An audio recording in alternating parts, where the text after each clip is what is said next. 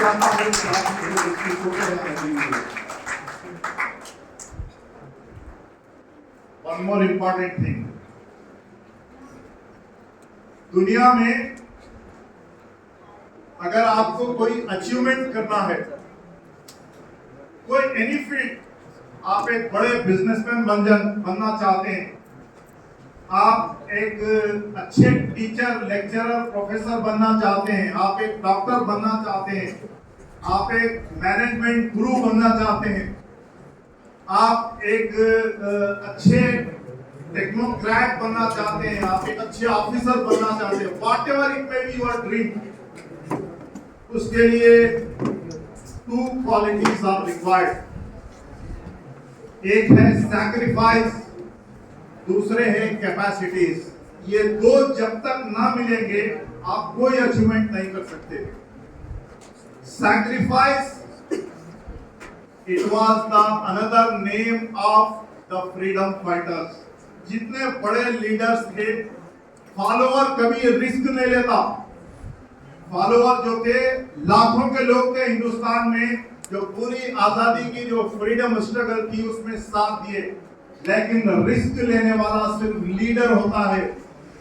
और वो रिस्क लेने वाले बड़े बड़े जो लीडर्स हैं हिंदुस्तान के, गांधी जी, अंबेडकर, जवाहरलाल नेहरू, इनमें इन तीनों की टक्कर का नाम अगर कोई है तो अब्दुल कलाम आजाद है।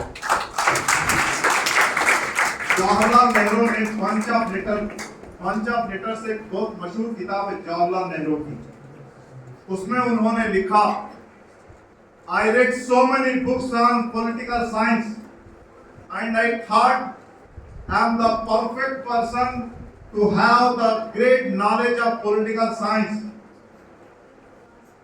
But when I met Abul Kalam Azad, I thought I have to learn so many things from him in political science subject. ये था उनका प्रयत्न। दुनिया में जो बड़े बड़े लोग होते हैं, खाली अपने सब्जेक्ट के लकीर के फकीर नहीं होते।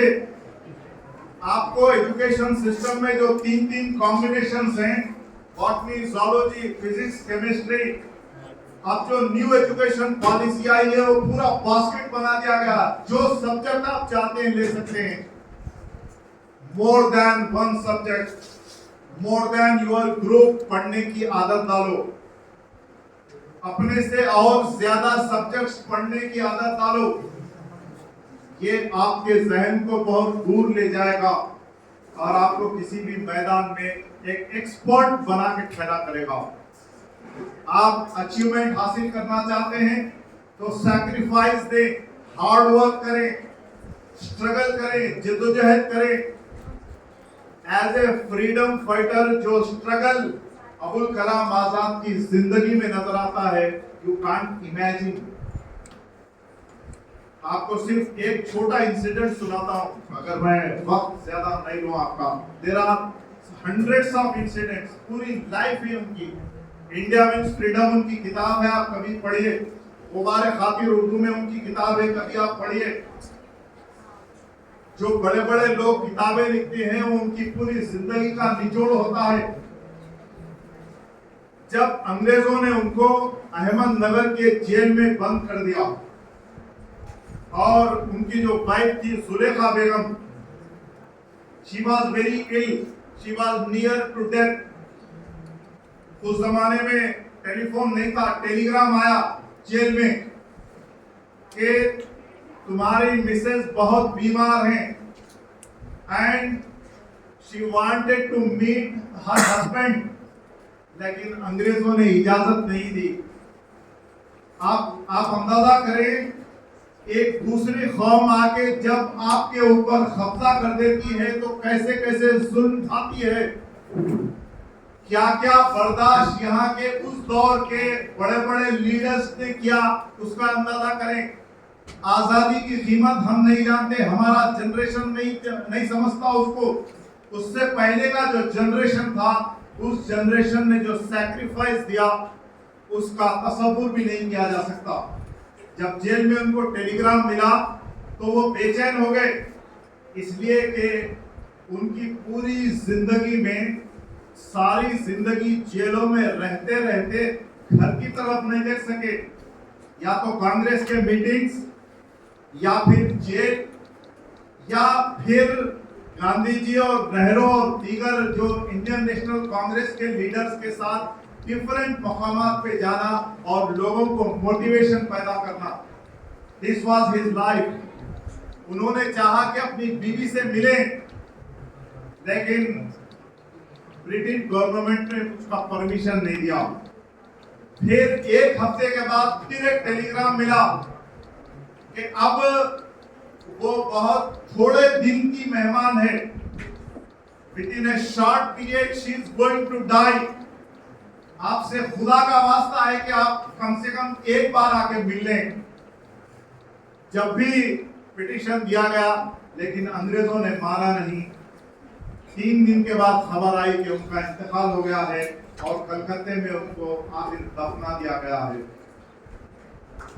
सिर्फ 3 महीने के बाद जवाहरलाल नेहरू को और कांग्रेस के बड़े बड़े लीडर्स को अहमदनगर की जेल से छोड़ दिया गया। जब छोड़ा तो लोग नारे लगाते हुए आए, उनके कार को फूलों से भर दिया गया, उनके गले में कारों के फूलों के हार डाल दिए गए। लेकिन अबुल कलाम आजाद के जहन में सिर्फ एक ही नाम था, वो था Zulekha.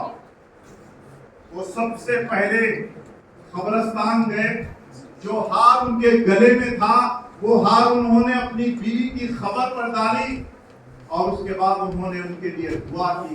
This was the sacrifice. ऐसे सैक्रिफाइस हिंदुस्तान आजादी के ख्वाब देखे और उन्होंने वो आजादी हासिल की। और कैपेसिटी की आप क्या बात करते हैं? अभी मैडम ने सिर्फ एक वाकया सुनाया है।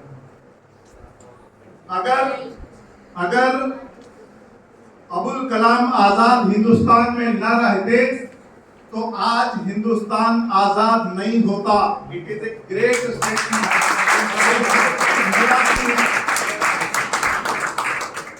उस जमाने में हमेशा से ब्रिटिश की ये साजिश रही है कि हिंदू और मुसलमान इन दोनों के बीच में फूट डालो और उसके बाद हुकूमत करो, divide and rule policy. The same policy was adopted for Indian national Congress. Indian national Congress में भी 2 ग्रुप बना दिए गए थे, एक मॉडरेट ग्रुप और एक्सट्रीमिस्ट ग्रुप।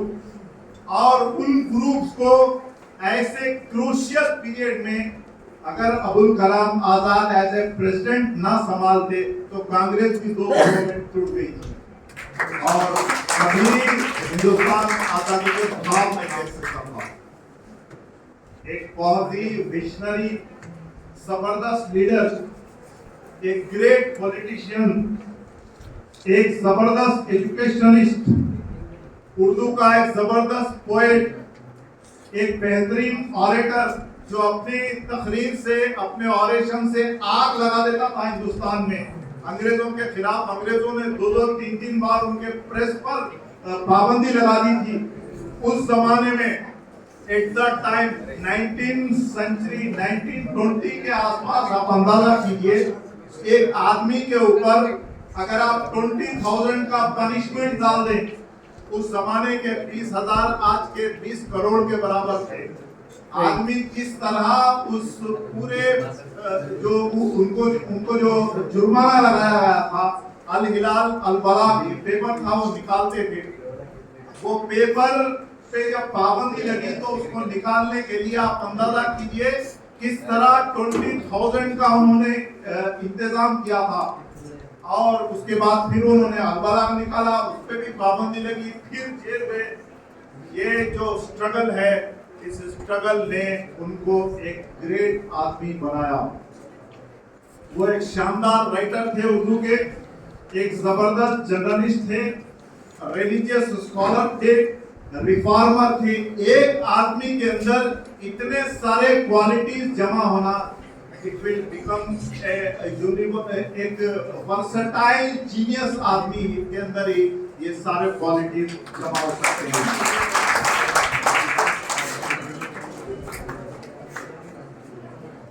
एक इसी तरह अल्लामा इकबाल के बारे में भी बहुत सारी controversy due to the Pakistan का जो असल नक्शा था, तस्वुर था, वो इकबाल ने ही पेश किया था। लेकिन उसके पीछे इकबाल और अबुल कलाम आजाद ये दोनों अपोजिट थे। Iqbal was the very much supporter of Muslim league for Pakistan, whereas Abul Kalam Azad was the strong supporter of Congress for Muslims to be in India. आज हिंदुस्तान में मुसलमान यहाँ हैं तो उसकी एक ही वजह है, वो है अबुल कलाम आजाद।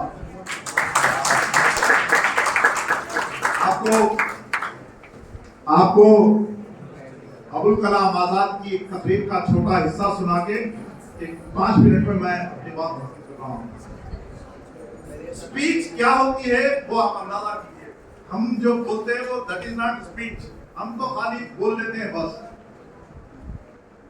ऑरेटर क्या होता है, कैसे होता है, उसका एक नमूना अबुल कलाम आजाद की इस तकरीर में आप देख लीजिए। आपको यूट्यूब पे भी उनके ओरिजिनल जो स्पीचेस हैं वो अवेलेबल हैं, कभी सुनिए आप। जब सारे मुसलमान मुस्लिम लीग से 1947 में पाकिस्तान हिजरत कर रहे थे, उस वक्त ये अकेला आदमी था जिसने मुसलमानों को कहा कि नहीं, तुम्हें जाने की जरूरत नहीं है, ये तुम्हारा मुल्क है, तुम यहीं रहना चाहिए। और यहाँ रहने वाले मुसलमानों ने अबुल कलाम आजाद की बात सुन ली और इसे अपना मुल्क समझा और आज यहाँ है। तो इस वजह से है कि वो यहाँ के एक शहरी है और इस मुल्क से मोहब्बत करते हैं।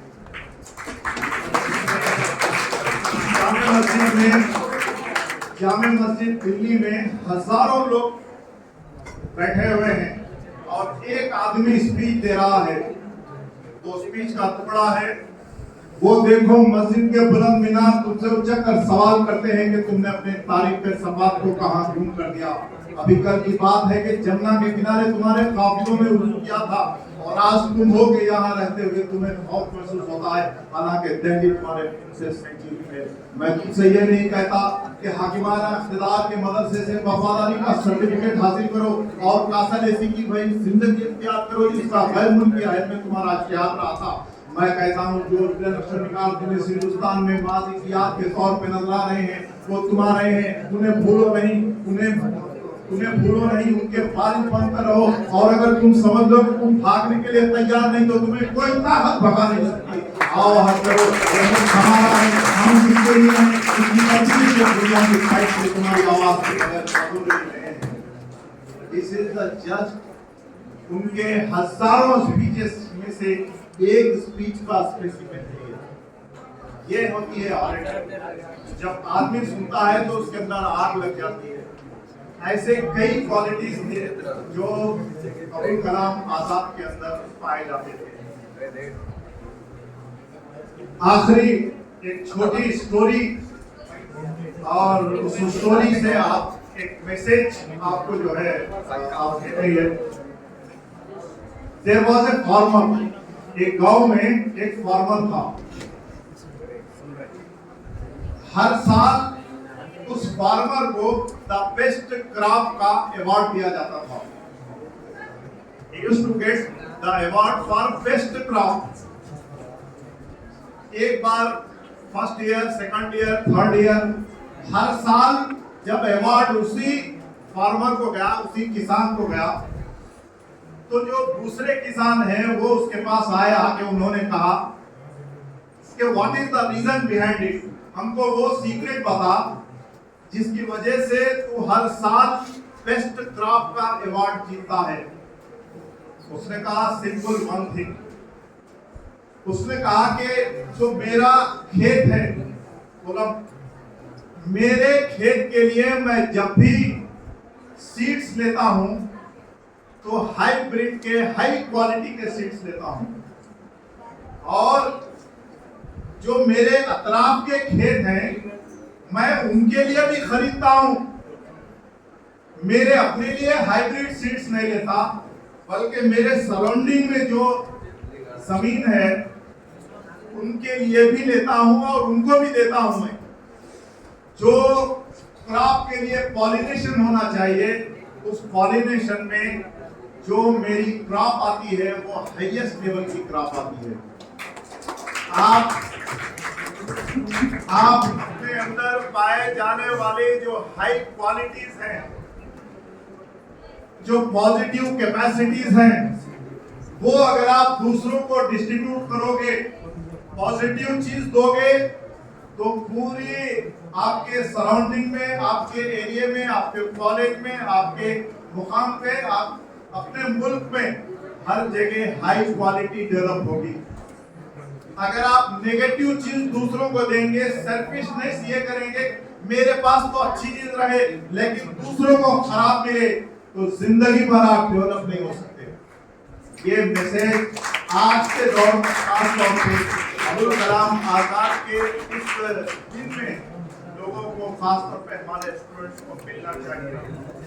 आप अच्छाई फैलाओ, पॉजिटिवनेस फैलाओ, आप जबरदस्त स्किल फैलाओ, एजुकेशन फैलाओ, इंटेलिजेंस फैलाओ, तो वही आपको मिलेगा और हर लिहाज से डेवलप होंगे आप किसी दूसरी कम्युनिटी के साथ, किसी दूसरे आदमी के साथ, अपने ही कम्युनिटी वाले डेवलप हो और दूसरे डेवलप ना हो, ये अगर आप जब तक सोचते रहेंगे तो आपका हाल भी उसी किसान की तरह है, जो लोग अपने बारे में तो अच्छा सोच रहे हैं लेकिन दूसरों का नहीं सोच रहे, तो उनको बेस्ट क्रॉप अवार्ड नहीं मिल सकता। इसीलिए आप एजुकेशन है तो एजुकेशन फैलाओ, आपके पास टेक्निकल नो हाउ है वो दूसरे को दो। जो चीज आपके पास है, आप जब तक दूसरे को पेश नहीं करते रहेंगे उस वक्त तक आप आगे नहीं जा सकते। जो स्टूडेंट्स यहाँ हिस्सा लिए हैं, जो यहाँ इस वक्त पढ़ रहे हैं, हमारी दुआ है कि तेलंगाना यूनिवर्सिटी में आप तमाम हाई कलर्स के साथ, बेस्ट मार्क्स के साथ, अच्छे ग्रेड के साथ आप कामयाब हो और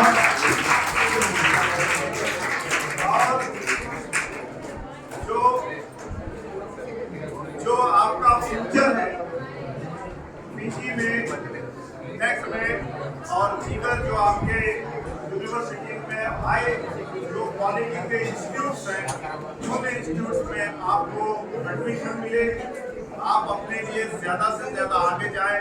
आपके लिए, आपकी फैमिली के लिए आपका एजुकेशन बहुत ज्यादा काबिल मुबारक हो। ये कहते हैं मैं अपनी बात खत्म करता हूँ। मैं शुक्रगुजार हूँ प्रिंसिपल सर का और कॉलेज के